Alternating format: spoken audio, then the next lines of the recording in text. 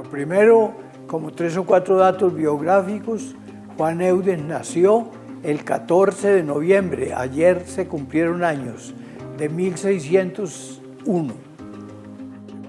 Como forma eficaz de servir a los hermanos y el ecumenismo como la búsqueda de cumplir la voluntad de Jesús en el Evangelio de San Juan, que todos sean uno.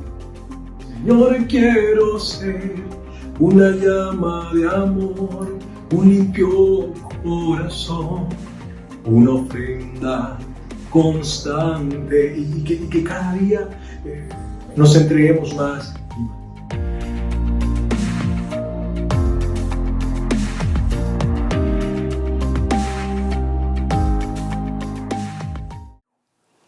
Nació en una población de Francia, en el norte del país, llamada Normandía. La población se llama Ry, y que queda cerca de una ciudad grande llamada Caen, se escribe Caen. Bueno, entonces ahí nació Juan Eudes. Estudió con los padres jesuitas, fue muy devoto desde el principio, inclusive se cuenta que una vez tomó un anillo y se acercó a una imagen de la Virgen María y le puso el anillo. Le dijo en signo de la alianza que hay entre tú, María, y yo. De manera que así fue, era un devoto. Después estudió con los jesuitas allá en Caen, estudió filosofía y después entró al seminario en una comunidad que había en esa época llamada del Oratorio. Entonces ahí se ordenó de sacerdote en 1625. Luego entonces trabajó en esa comunidad casi 20 años, pero comenzó a escribir libros, sobre todo el libro más famoso de él, que se llama Vida y Reino de Jesús en las Almas. Ese lo escribió en 1637. Él fue un hombre espiritual, devoto, que en 1643 se retiró de la comunidad del Oratorio y fundó su propia comunidad, a la que le dio el nombre de Jesús y María, Congregación de Jesús y María. Juan Eudes siguió viviendo ahí y murió el 19 de agosto de 1680. Eso con respecto a Juan Eudes en la comunidad. La comunidad que fundó era de misioneros que predicaran el Evangelio en las parroquias de todas las diócesis de Francia, y también que de una manera especial tuvieran casas donde llegaran jóvenes que se formaran para ser sacerdotes, y entonces varios obispos le pidieron que dirigiera los seminarios que ellos tenían en sus diócesis, y Juan Eudes comenzó con sus sacerdotes a dirigir seminarios, por ejemplo en la ciudad de Coutances, en la ciudad de Évry, en la ciudad de Lisieux. Entonces fueron varios seminarios dirigidos por los euristas. Escribió muchos más libros, pero en la línea que tú me preguntaste, se caracteriza Juan Eudes porque él comenzó la iglesia de manera litúrgica, es decir, reconocía oficialmente por los obispos y en la iglesia la devoción al corazón de Jesús, y antes del corazón de Jesús, al corazón de María. Juan Eudes estableció en la iglesia 3 fiestas y él componía los textos que se leían en la misa y que los sacerdotes decían en la oración de ese día. 3 fiestas. La primera fue la del corazón de María, que fue el 8 de febrero de 1648. La segunda fue la del de Jesucristo, sumo sacerdote, que fue el 15 de noviembre de 1653. Y después fue, precisamente hoy, 15 de noviembre, se celebra el aniversario de esa fiesta. Y la tercera fue el corazón de Jesús, el 20 de octubre de 1672. Juan Eudes se considera en la Iglesia, y así lo reconoció el Papa Pío X, San Pío X, cuando canonizó a Juan Eudes, lo llamó el Padre, el Doctor y el Apóstol del culto litúrgico a los corazones de Jesús y de María. La característica de la devoción de Juan Eudes al Sagrado Corazón es el amor. Juan Eudes vivía pensando en el amor que Dios nos tiene en Jesús y también en la Virgen María. Para Juan Eudes, cuando hablaba de corazón, significa tres cosas. Primero, el corazón, ese órgano corporal que todos nosotros tenemos en nuestro cuerpo, uno. Segundo, el amor, porque cuando se pinta un corazón en una pared, se habla de entonces se quiere decir el amor. Hay muchos novios que ponen en un árbol, en una pared, un corazón y quiere decir yo te amo. Entonces lo segundo. Entonces era el amor que Jesús nos tenía, es lo que él llama corazón de Jesús. Y tercer lugar, Dios mismo que vivió en Jesús y que fue la causa de que Él nos amara tanto, de que se entregara por nosotros. De manera que el amor para Juan Eudes eso era lo fundamental. San Juan Eudes es muy interesante, lo he conocido a través del padre Rafael García Herreros, del padre Diego Jaramillo, de muchos eudistas, y San Juan Eudes ofrece un camino de santidad fundamentado en la palabra de Dios, siempre en la Biblia, no en pispirispis, no en revelaciones extrañas, ni en cosas raras, ni en apariciones, sino basado en la palabra de Dios. Para mí, ese camino de santidad basado en la palabra de Dios es sobradísimo.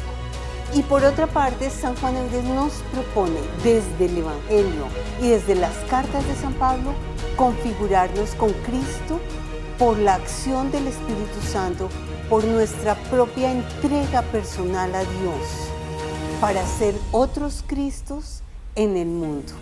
Y eso le da pleno sentido a la vida, eso le da una luz nueva a la forma de relacionarnos con otras personas y a la forma de realizar la propia vocación. Y yo lo uno siempre con el padre García Herreros, porque el padre García Herreros era muy eudista y nos decía que había que cumplir la tarea de amor que Dios nos había puesto al nacer, y eso es lo que propone San Juan Eudes.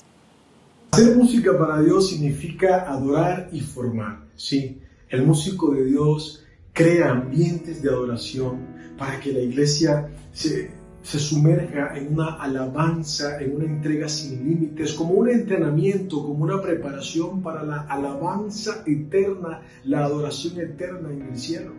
Es hacer cielo aquí en la tierra. Y formar porque a través de las letras y las melodías que acompañan cada una de estas letras, el músico de Dios también enseña los contenidos bíblicos, los contenidos del magisterio de la iglesia, enseña la fe. Me decidí a hacer música para Dios porque la misión no se inventa, la misión se descubre. Y a ti que me escuchas te invito a pensar esto. Si no sabes hacer música, si pintar, la misión no se inventa, se descubre.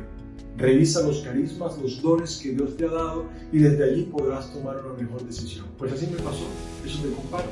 Porque el Señor me hizo ver que por ahí se me era más fácil y que Él me inspira y me ha llamado a hacer la misión a través de la música, pues bueno, heme aquí para servir. Bueno, yo diría que el padre Rafael García Herreros fue un sacerdote colombiano, estoy pensando en que no lo conocen, que llegó a vivir 84 años, pero que se conservó en actividad y en buena salud prácticamente, por lo que yo podría decir, hasta el día de su muerte. De manera que, claro que fue disminuyendo un poco su actividad, pero seguía consciente de todo hasta el día de morir. El padre Rafael fue un hombre emprendedor, de carácter serio, pero en lo interior muy benévolo y muy bondadoso con todos los que se acercaban a él, de manera que tenía como una gran sensibilidad social. Yo recuerdo alguna vez, estábamos creo que en Manizales o no sé dónde, y vimos que pasaba un hombre que tenía a sus espaldas un bulto de leña, de madera, y él me decía, no es posible que un hombre tenga que cargar así las cosas como si fuera un animal. Hay que trabajar para que todo el mundo tenga un trabajo que sea muy digno, pero también respetando la dignidad de cada persona. De manera que era un hombre que, el padre Rafael, que iba reaccionando con todo lo que veía, pero lo hacía realmente de una manera muy humana y muy respetuosa con todos. Yo creo que había varias actitudes de parte del padre Rafael García Herreros previas a un banquete del millón. Una primera era con todo su equipo de la corporación, preparando el banquete, la finalidad que iban a tener los recursos que se recaudaran y el contacto con empresarios y benefactores para motivar las donaciones. Esa, digamos, sería como la preparación remota. La preparación próxima siempre con la oración y también involucrando al personal del Minuto de Dios.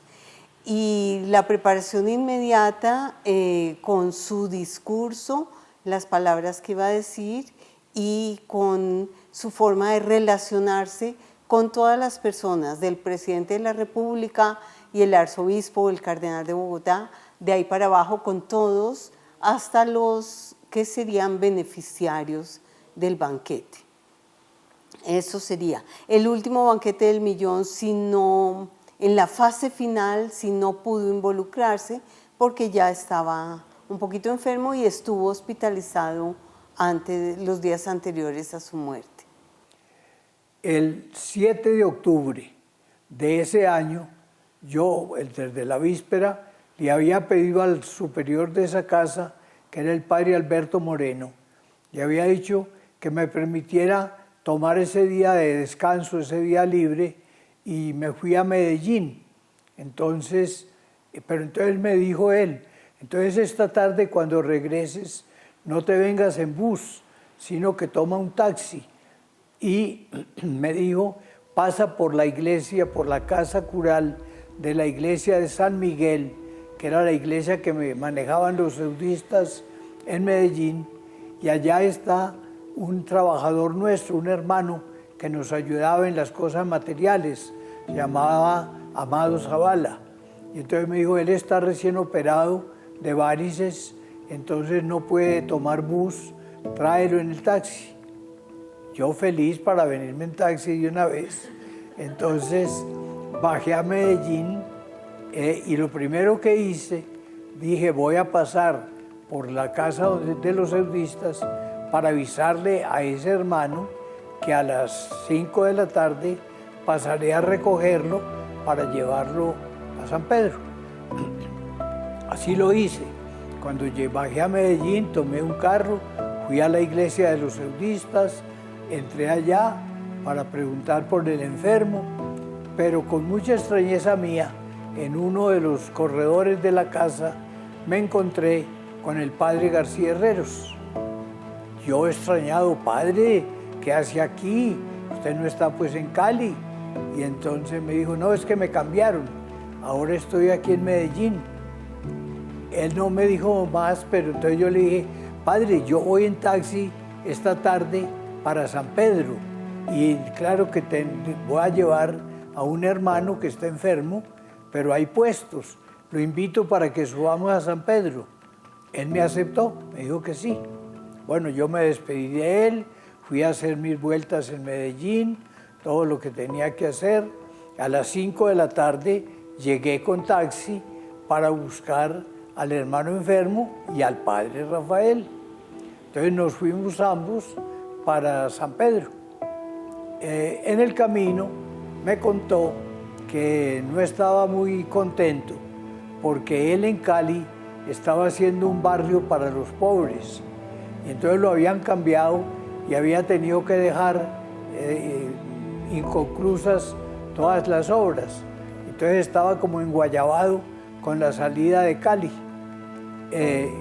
Bueno, yo no sabía, cuando llegué a San Pedro, lo llevé a la casa, a la pieza del rector y ya lo dejé.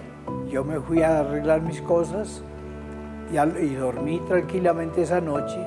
Y al otro día por la mañana, al desayuno, llegué al comedor. Entonces vi a los otros padres, pero no al padre García Herreros. Entonces yo dije, el padre García Herreros está aquí, él debió dormir aquí anoche. ¿En qué pieza está? Yo voy a buscarlo para que venga al desayuno.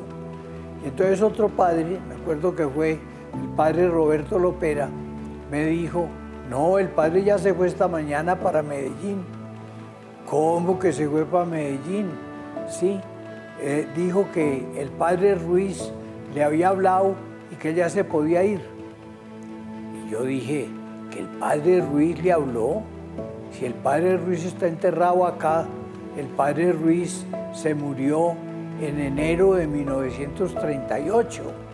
Además de ser asociada audista, formó parte de una comunidad laical de mujeres en el Minuto de Dios y nosotras solíamos tener reuniones con el padre García Herreros, muchas veces para orar. Recuerdo muy especialmente una de las últimas que tuvimos con él en la capilla de la adoración y del silencio en el jardín de la casa del Padre, y él nos habló de varias cosas. Nos invitó a la adoración, por supuesto, a la alegría, a la solidaridad y al ecumenismo. Eran como las inquietudes que él tenía.